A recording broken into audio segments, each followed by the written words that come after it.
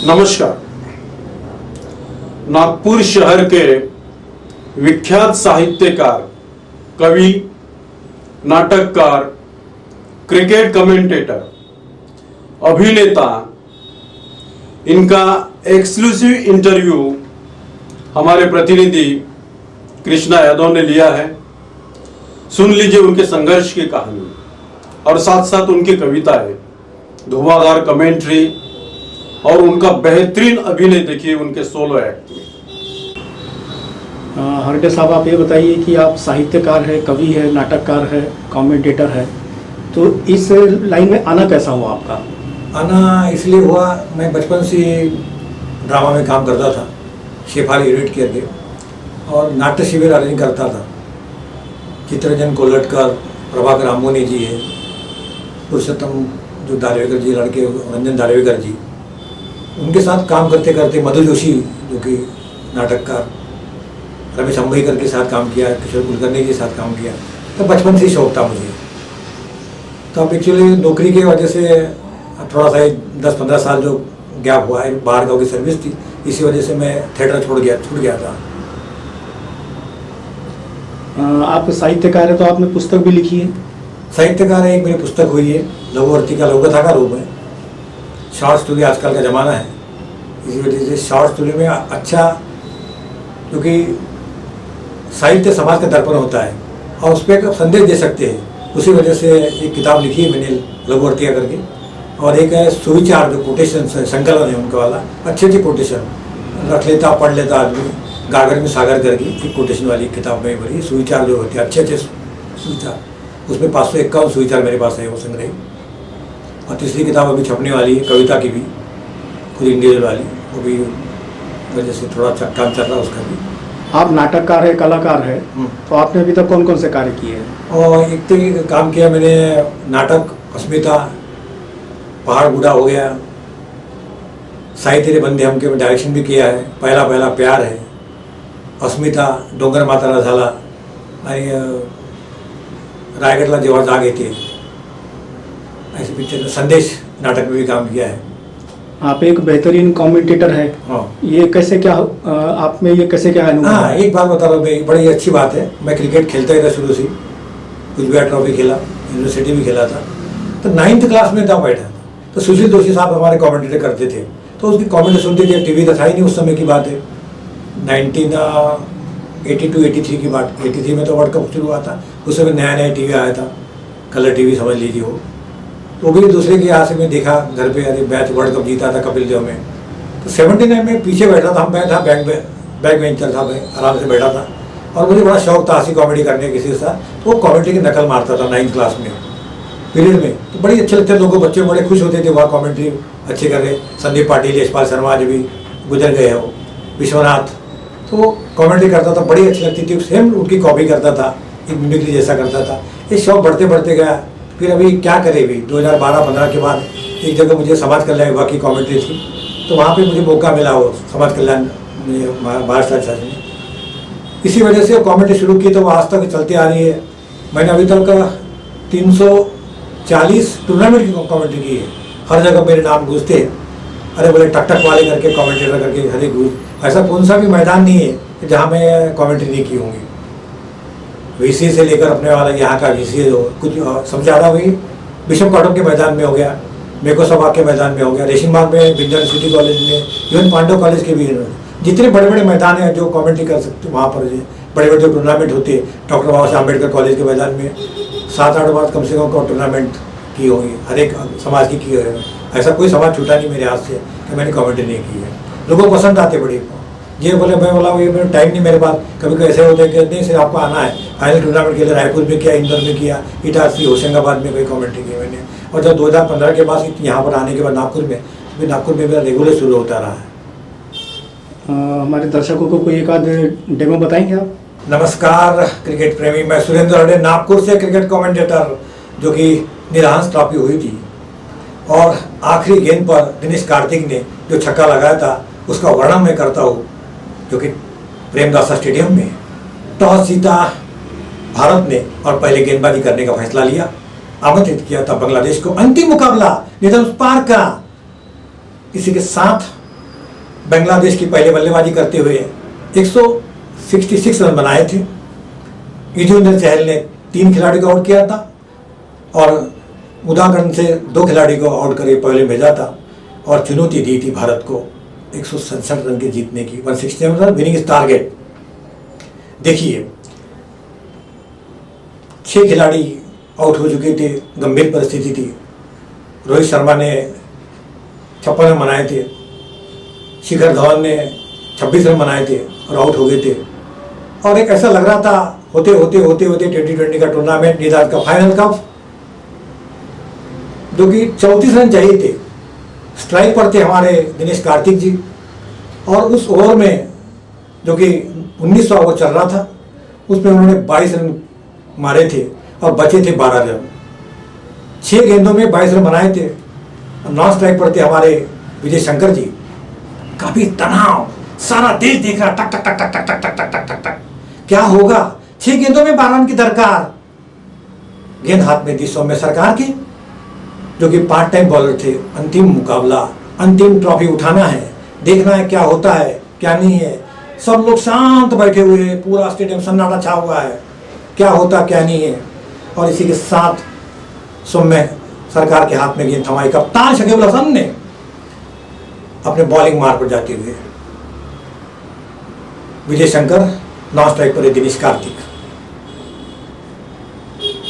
सौम्य सरकार की पहली गेंद, ओह वाइट कर करार दिखा, 1 रन आता।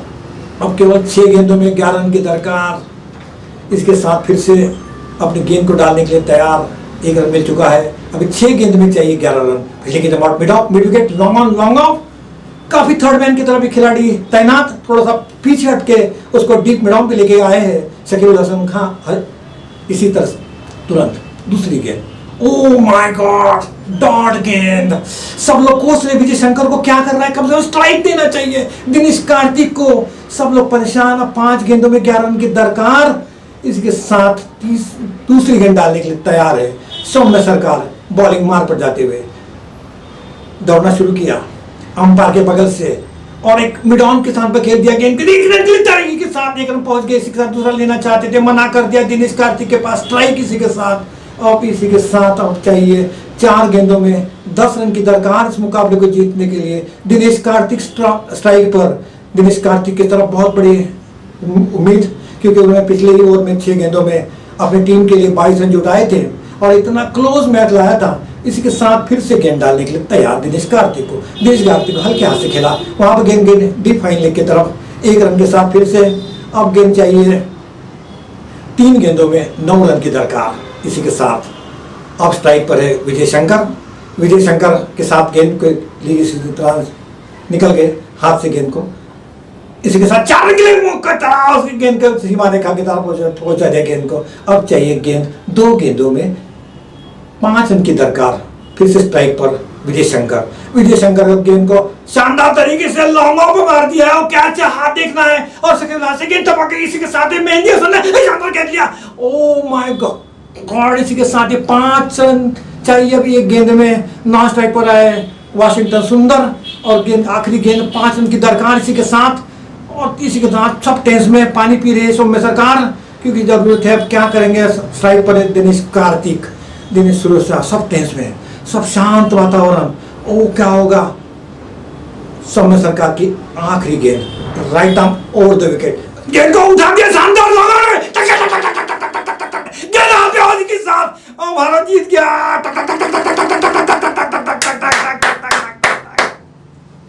नमस्कार। आजकल पर्यावरण, पेड़ों की कटाई हो रही है। पर्यावरण बचाओ। आपको देखा होगा कोविड-19 में ऑक्सीजन की कितनी किल्लत हुई थी और आर्टिफिशियल ऑक्सीजन लाना पड़ा। ये किस लिए हुआ? पेड़ कटाई से। इसका मानवीय दुश्मन हुआ। पर्यावरण की रक्षा करो। अब इसी कारण दैनिक भास्कर ने काफ़ी पेड़ पौधे लगाए हैं और महामहिम राज्यपाल जी बनवारीलाल पुरोहित जी और महाराष्ट्र के राज्यपाल कोश्यारी साहब का भी पिछले संडे को प्रोग्राम हुआ था पौधारोपण का ग्रेट नाग रोड पर। उसी इसमें मैं लोगों को जागरूकता करने के ऊपर मेरी प्रस्तुत है रचना वृक्ष एक नन्हा सा पौधा जिसमें लगते थे प्यार के फूल, जिसमें लगते थे प्यार के फूल, ममता के पत्ते, बाहों की टहनी। जो भी देखता थोड़ा सा रुकता, सहलता, जैसा माँ अपने बेटे को सहलाती, जैसा माँ अपने बेटे को सहलाती। हरा भरा सा था, माँ के आंचल में रहते थे। पेड़ पौधे के बिना मानव अधूरा है, पेड़ पौधे के बिना मानव अधूरा है। पेड़ राहगीरों को थकान मिटाता है, पेड़ राहगीरों को थकान मिटाती है। पक्षी का पेड़ पे जागना, कोयल की कुकू, पेड़ हमें देते ऑक्सीजन, पेड़ हमें देते ऑक्सीजन। उसके बदले देते कुछ नहीं। नीम का पेड़ हो या बरगद का पेड़ हो, ऑक्सीजन देते हैं, नहीं लगते फल न फूल। परिंदों ने भी बदले घर अपने, आजकल परिंदों भी कहाँ बैठते पेड़ पर, परिंदों ने बदले घर। मानव हो गया स्वार्थ, उर्सी कर रहा है अनाप शनाप कटाई, पहुंचाता नुकसान पर्यावरण, पहुंचाता नुकसान पर्यावरण। ऐसा ही रहा तो मानव को नहीं मिलेगा प्राणवायु, ऐसा ही रहा तो मानव को नहीं मिलेगा नैसर्गिक प्राणवायु। वृक्षों को बढ़ाओ, पौधे लगाओ, वन संपदा को मानव की है जरूरत, वन संपदा की मानव को है जरूरत। हर आंगन में पेड़ लगाओ, कर दो भारत को भूहरा। दोस्तों, कोविड-19 की वजह से शादी में ज़्यादा लोग बुलाती नहीं आजकल। लेकिन पहले के ज़माने में शादी होती 2-2, 4-4 हज़ार लोग आते थे, और जैसी खाना खाने में जो भीड़ उमड़ती थी, उसका एक मैं आपको वर्णन कर रहा हूँ। एक शादी की हालत बयान करता हूँ, क्या क्या हाल होते हैं हस्बैंड वाइफ के। प्रस्तुत है एक हास्य कविता, एक शादी की हालत करता हूँ बयान, एक शादी की हालत करता हूँ बयान। इस शादी में गया था मैं बनकर एक मेहमान, इस शादी में गया था मैं बनकर एक मेहमान। एक व्यक्ति हाथ में प्लेट लिए इधर उधर चक्कर लगा रहा था, एक व्यक्ति हाथ में प्लेट लिए इधर उधर चक्कर लगा रहा था। खाना लेना तो दूर, उसे देख भी नहीं पा रहा था, खाना लेना तो दूर, उसे देख भी नहीं पा रहा था। दूसरी अपनी प्लेट में चावल की तस्तरी झाड़ लाया था, दूसरा व्यक्ति अपनी प्लेट में चावल की तस्तरी झाड़ लाया था, उससे ज्यादा तो अपना कुर्ता फाड़ लाया था, उससे ज्यादा तो अपना कुर्ता फाड़ लाया था। तीसरी एक महिला थी, ताड़ की वृक्ष से तनी थी, उसकी आधी साड़ी तो पनीर की सब्जी से सनी थी, उसे वो बार बार धो रही थी, क्योंकि पड़ोसी की पहन कर आई थी इसलिए रो रही थी, पड़ोसी की पहन कर आई थी इसलिए रो रही थी। चौथा बेचारा गरीब था, इसलिए कपड़े उतार कर पहले से तैयार था। चौथा बेचारा गरीब था, लाचार था, इसलिए कपड़े उतार कर पहले से तैयार था। पांचवा अकेली सारे झटके झेल रहा था, इसलिए तोंद पेल रहा था, इसलिए अपनी तोंद पेल रहा था। छठा कल्पना भी खा रहा था, प्लेट दूसरे की देख अपना मुंह चला रहा था, प्लेट दूसरे की देख अपना मुंह चला रहा था। सामने का तो मालिक की रब था, सामने का तो मालिक की रब था। प्लेट हाथ में थी पर खाना गायब था, प्लेट हाथ में थी पर खाना गायब था। आठवां इन हरकतों से बहुत ज्यादा परेशान था, इसलिए अपने बीवी बच्चों के पास उनके प्लेट पर ज्यादा ध्यान था। नौवां अजीब हरकतें कर रहा था, मुश्किल से मिला खाना अपनी जेब में ठूस के भर रहा था, घराती भी देखकर सारा तमाशा देख रहे थे, बाराती बेचारे 4 कदम दूर थे। घराती तो सारा तमाशा देख रहे थे, बाराती बेचारे 4 कदम दूर थे। ये नज़ारा देखकर एक पति ने अपनी पत्नी से धीरे से कहा, माय डियर डार्लिंग, सही सलामत लौट चले। पत्नी बिगड़ गई, बोली पता नहीं किस बेवकूफ के पल्ले पड़ गई, अच्छा होता किसी पहलवान से शादी कर चाहती, कम से कम भूखी तो घर वापस न जाती। तुमसे शादी करके बड़ी पछता रही हो, जीवन में पहली बार भूखे पेट किसी शादी में भूखे पेट जा रही हो। देखिए, आजकल अत्याचार नारी पर हो रहा है। ऐसे ही एक गरीब पिता की बेटी, अकेली लड़की, उसके ऊपर ठाकुर जो है कैसा अत्याचार करता है और मार डालता है अपनी बेटी के लिए, कैसा एक पिता तड़पता है। प्रस्तुत है मेरा एक सोलो पीस।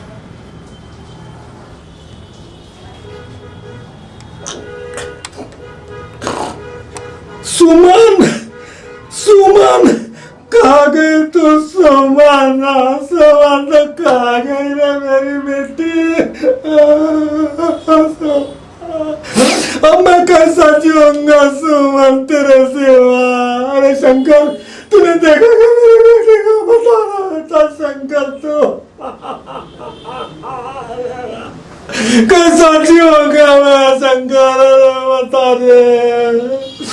ठाकुर की हवेली पर जा रही थी अपनी सहेली को मिलने, मेरी सुमन कहाँ गई रे मेरे सुमन, कहाँ गई रे मेरे सुमन। अब किसको देखो मेरा, अब जुओं का कैसा आगे, अब कैसा होगा मेरे सुमन। ठाकुर ने मार डाला मेरी बेटी को, मेरी बेटी को।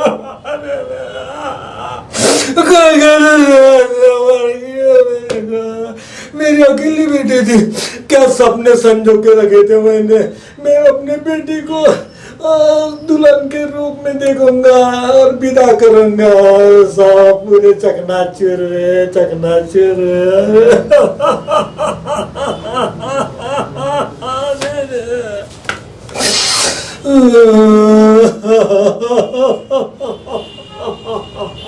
साले ठाकुर तेरा कभी बना दिया साले, तू थोड़ा तड़प के मरेगा, तड़प